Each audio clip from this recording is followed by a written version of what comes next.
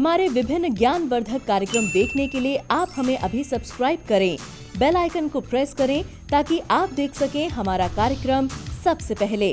और अधिक जानकारी के लिए फेसबुक पेज को लाइक करना न भूलें। जय माँ इंद्राक्षी धाम में दर्शकों आप सभी का हार्दिक स्वागत करते हैं। आज के दिन जिन जातकों का जन्म दिवस है, मैरिज एनिवर्सरी है, उन सभी को हमारी तरफ से बहुत बहुत शुभकामनाएं। आज का पंचांग 23 दिसंबर सन 2020, दिन बुधवार, मार्गशीर्ष शुक्ल पक्ष, संवत 2077, तिथि आज नवमी है, नक्षत्र रेवती है, राहु काल 12 से 1:30, दिशा सूर्य उत्तर पूर्व दिशा। हमने आपको भाग्य रेखा की भी बात बताई, अनेकों प्रकार के योग हम आपको बताते रहते हैं। आज हम बता रहे हैं एक बहुत छोटी सी बात और बहुत कम समय के लिए। इंसान की हथेली में कुछ ऐसे चिन्ह होते हैं, सिंबल होते हैं, जिन्हें जान करके आपको कुछ प्रसन्नता भी हो सकती है और कुछ अप्रसन्नता भी हो सकती है। तो आइए उसी में से एक नमूना पेश करता हूँ। आपने देखा हो अंगूठे में एक आँख जैसी आकृति बनी होती है ना, उंगलियों में बनी होती है, यहाँ पर जहाँ हमारे जॉइंट होते हैं। तो बहुत लोग तो कह देते हैं जॉइंट होने की वजह से ऐसा होता है, लेकिन ये चीज़ें नेचुरल भी हैं। जॉइंट होने पर अलग अलग आकृति बनती है, सबके एक सी नहीं बनती। अब जैसे अंगूठा है, अंगूठे में ये अंगूठा है, अब अंगूठे में आप ध्यान से यहाँ देखेंगे अपने अपने अंगूठों में, तो किसी के यव आकृति बनी होती है, आँख जैसी आकृति। यव किसको कहते हैं? जौ को, यवा आकृति।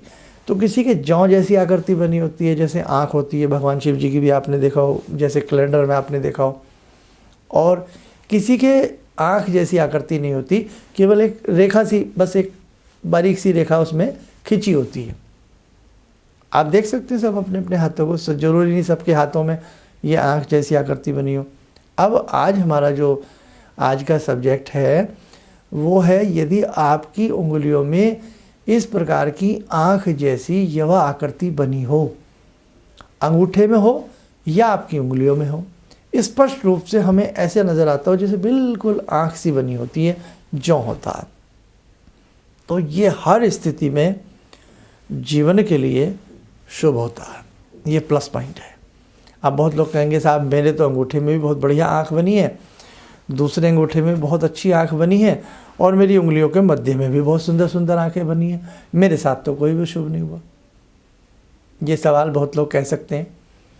तो देखो, हमारे जीवन में जो हम कर्म करते हैं और जिस प्रकार से हम जीवन जीते हैं, या दूसरों को हम दुख या पीड़ा देते हैं या सुख देते हैं, उसका भी कर्म फल, उसका भी हिसाब किताब, गणित हमारे ऊपर लागू होता है। हमारे ग्रह इस प्रकार के हैं, लेकिन हमारे कर्म अच्छे नहीं हैं, तो माइनस और प्लस की गेम हो जाती है। ध्यान रखें। कहते हैं ना, कबीरदास जी ने क्या कहा कि ऊंचे कुल क्या जन्म लिया, जे करनी ऊंच न होई, स्वर्ण कलश सुर भई साधु निंदा होई। कि आपने बहुत ऊंचे कुल में जन्म तो ले लिया, लेकिन आपके कर्म ऊंचे नहीं हैं, तो कोई मायने नहीं है। स्वर्ण कलश सुर भई, कलश किसका है? सोने का है, और भरी क्या है? उसमें शराब। स्वर्ण कलश सुर भई साधु निंदा होई। तो ऐसे ही यदि आप भले ही सोने का कलश हो, तो वो सोने का नहीं कहलाएगा। अरे शराब का कलश है, हटाओ इसको यहाँ से। तो आप यदि खरे उतरते हैं किसी चीज़ पर, तभी उस चीज़ का मायने होता है। तो ऐसे ही आपकी हथेली में जरूरी नहीं कोई योग अच्छा हो तो वो आपको अच्छा ही फल दे। फल कई बार कम बेसी हो जाता है। इसीलिए आपने देखा होगा कुंडली में भी जब हम लोग आपको बताते हैं अरे आपको तो राजयोग है, आप कहते हो अरे शर्मा जी क्यों मजाक कर रहे हो, कहाँ राजयोग है। आजकल घर चलाना तो मुश्किल हो रहा है, जीवन चलाना तो मुश्किल हो रहा है, आप राजयोग बता रहे हो। होता है ना ऐसा, कई बार आप ऐसी बहुत वीडियो देखते हो, और कई बार ऐसा आप राशिफल सुनते हो कि बस क्या बात है, आप तो बस आज बन गए, बस आप तो आज अरबपति, और आप कहते हो कहाँ किस प्रकार की बातें। अगर कोई सही एस्ट्रोलॉजर जिसके पास ज्ञान है, एक्सपीरियंस है, ज्योतिष की नॉलेज है, वो आपको कोई बात बता रहे हैं, आपकी कुंडली देख रहे हैं, अगर ये बहुत अच्छी कुंडली है लेकिन अच्छा हो नहीं रहा, तो कहीं ना कहीं उस वजह का कारण हम भी हो सकते हैं। कैसे? हम कोई मंत्र साधना नहीं करते, हम भगवान पे विश्वास नहीं करते, हम शक्की मिजाज के हैं, हम अच्छे से काम नहीं करते, बल्कि लोगों के हम काम बिगाड़ देते हैं। कई बार ऐसे बॉस होते हैं ऑफिस में कि बड़ा डिक्टेटरशिप चलाते हैं, एक व्यक्ति से सारा घर या सारा ऑफिस परेशान हो जाता है। तो देखो भाई, उस स्थिति में भी हमारे ग्रह फीके पड़ जाते हैं। आपके हाथ की रेखाएं अपनी जगह हैं और आपके किए गए सत्कर्म अपनी जगह है, ये भी ध्यान रखना आप। एक व्यक्ति कोई पूजा नहीं करता, पाठ नहीं करता, हाथ नहीं दिखाता, कुंडली नहीं दिखाता, कुछ नहीं करता, बस वो अच्छा कर्म करता है, अपने मेहनत में विश्वास रखता है, कर्म में विश्वास रखता है और नेक नियति के साथ जीवन जीता है, तो ऐसी बात नहीं है, वो शानदार भी जीवन जीता है। खैर, टॉपिक पे आते हैं। तो कई बार हम भी तो कह देते हैं, जैसे आज हमने कहा ये यवा आकृति जिसके हाथ में बहुत बढ़िया होता है। अब बहुत आप कहेंगे कहाँ शर्मा जी बढ़िया होता है, तो वही वाली बात आ गई। अध्ययन कीजिए कि बढ़िया होता है, लेकिन बढ़िया क्यों नहीं हो रहा है, रीज़न हम में तो कोई कमी नहीं। तो ये सब चीज़ें भी अध्ययन की होती हैं। इसलिए एक सुलझा हुआ पामिश, सुलझा हुआ एस्ट्रोलॉजर आपकी हर चीज़ पर निगाह रखता है, फिर आपको उपाय देता है। तो कहने का भाव, फिर अपनी बात पर आता हूँ, जिसकी हथेली में, जिसकी उंगलियों में ये आँख नुमा आकृति होती है, स्पष्ट हो, कटी हुई ना हो, इसके अंदर कोई कुंदुक का चिन्ह ना हो, काला बड़ा सा दाग ना हो, तो भाई ये शुभ होती है और जीवन को ये सरस बनाती है। लेकिन अब यहाँ पे लेकिन पे आके हमने गाड़ी रोक दी, ब्रेक लगा दी। अब सुनो साहब, इससे बाद की बात, लेकिन वो व्यक्ति संघर्षशील होता है। उस व्यक्ति को संघर्ष, जीवन में संघर्ष तो सबको करना पड़ता है, लेकिन उसका संघर्ष करते करते वो जीवन में उठता है ऊपर की तरफ। आप देख लीजिए, किसी के भी हाथ में ये यवा करती है, तो जब उसकी उम्र खासतौर से 34-35 होती है, उसके बाद मैंने देखा है वो व्यक्ति धीरे धीरे मेहनत करता है, वो व्यक्ति धीरे धीरे ऊपर चढ़ता है, वो अपने आप को सब कुछ, सारी सुविधाएं वो अपने जीवन में जुटा लेता है धीरे धीरे करके, स्टेप बाय स्टेप। लेकिन शांति बहुत कम मिलती है ऐसे व्यक्तियों को, मानसिक अशांति से व्यप्त रहता है, लिप्त रहता है। कुछ ना कुछ उसके जीवन में कुछ ना कुछ 19-20 चलता ही रहता है। एक वो भी लोग होते हैं मौज उड़ाते हैं, जीवन की मस्ती लेते हैं, जीवन को बहुत आनंद तरीके से जीते हैं, लेकिन वो जीवन जीता तो है जिसके हाथ में इस प्रकार का यवाकृति का योग होता है, लेकिन कहीं ना कहीं मानसिक दबाव, मानसिक प्रेशर उस व्यक्ति के ऊपर सदैव बना रहता है। आप मेरी बात में कितनी सच्चाई है, कितनी नहीं है, ये तो आप अपने अपने हाथ देख करके या आकृति देख करके अनुभव कर सकते हैं। और इसी के साथ साथ मैं एक चीज़ और कहूँगा, यदि ऐसा व्यक्ति किसी गुरु मंत्र से जुड़ जाए, ऐसा व्यक्ति किसी विशेष साधना को करने लगे, तो उसके जीवन में बहुत बढ़िया उपलब्धि उसे प्राप्त होती है। ऐसे व्यक्ति को पेरेंटल संपत्ति मिल जाए तो उसका भाग्य है, अदरवाइज पेरेंटल संपत्ति ऐसे व्यक्ति को ना के बराबर मिलती है या वो छोड़ देता है। तो मेरे साधकों, बहुत सारी बातें तो नहीं आगे की बता सकता, कई बार आप वहम कर लेते हैं, डर जाते हैं, तो मैं चाहता हूँ उतना ही दूं जितना आप डाइजेस्ट कर सकें।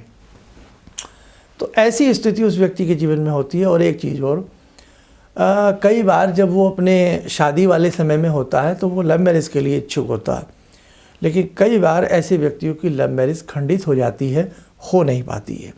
और कई बार ये भी देखा गया है कि ऐसे व्यक्तियों की शादी थोड़ा सा डिले होती है, लेट होती है।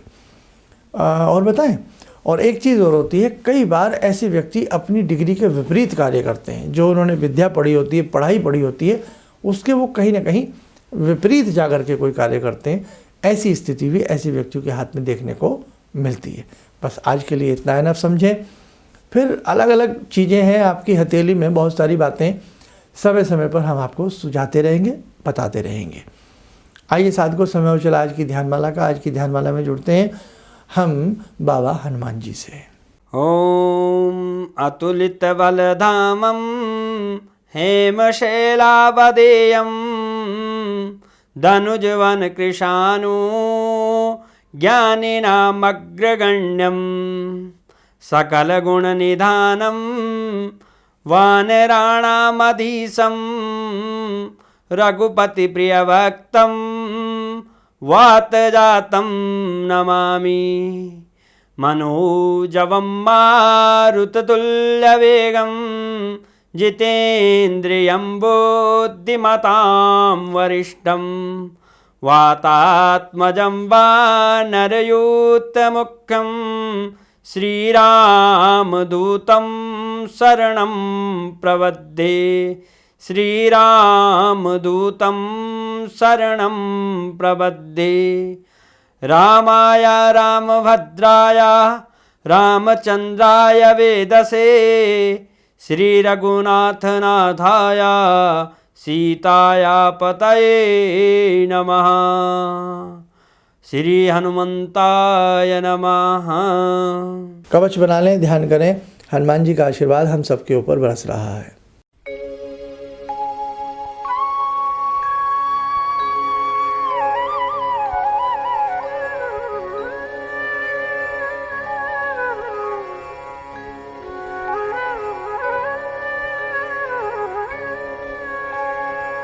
ओम बोलते हुए नेत्र खोलें, सामान्य हो जाएं।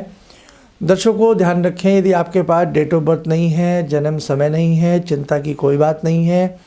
आप किसी भी आसपास के अच्छे पामिस्ट को जो हाथ देखना जानते हैं उन्हें अपना हाथ दिखा सकते हैं, और जो भी आपकी ऐसी समस्याएं हैं उनसे उनका आंसर आपको मिल जाता है। तो हाथ की रेखाएं भी हमारे भविष्य में या हमारी समस्याओं को सुलझाने में बहुत सहायता करती हैं, बहुत सहायक होती हैं। एक संदेश, जो भी चीज़ें हमारे पास चल रही थी गुरु दीक्षा के लिए वो संपूर्ण हो चुका है गुरु दीक्षा का कार्य, और अब हम बताने वाले हैं कि अब हम कैसे आपको सबको व्हाट्सएप ग्रुप से जोड़ने वाले हैं दीक्षा वालों को, और कैसे उन्हें दीक्षा दी जाएगी, कैसे क्या होगा, ये सारी चीज़ें 1-2 रोज़ में आपको हम क्लियर कर देंगे। इन्हीं शब्दों के साथ हम अपनी वाणी को विराम देते हैं। जय माँ इंद्राक्षी। भगवान से जुड़ो, और भगवान को से जुड़ने का जरिया आपने बताया, बहुत अच्छा लगा, बहुत धन्यवाद। और सनातन धर्म को जिंदा रखने के लिए आप जो प्रयास कर रहे हैं बहुत सराहनीय है। हम लोग को मौका मिला है, हम लोग भाग्यशाली हैं जो आपके करीब आने का हम लोग को मौका मिला है। किसी भी समस्या के समाधान के लिए मिले प्रसिद्ध हस्तरेखा एवं वास्तु विशेषज्ञ प्रोफेसर धर्मेंद्र शर्मा जी से। नोट: शिविर में भाग लेने हेतु एवं व्यक्तिगत रूप से मिलने के लिए कॉल करने का समय सुबह 10 बजे से शाम 6 बजे तक। हमारे विभिन्न ज्ञानवर्धक कार्यक्रम देखने के लिए आप हमें अभी सब्सक्राइब करें, बेल आइकन को प्रेस करें ताकि आप देख सकें हमारा कार्यक्रम सबसे पहले। और अधिक जानकारी के लिए फेसबुक पेज को लाइक करना न भूलें।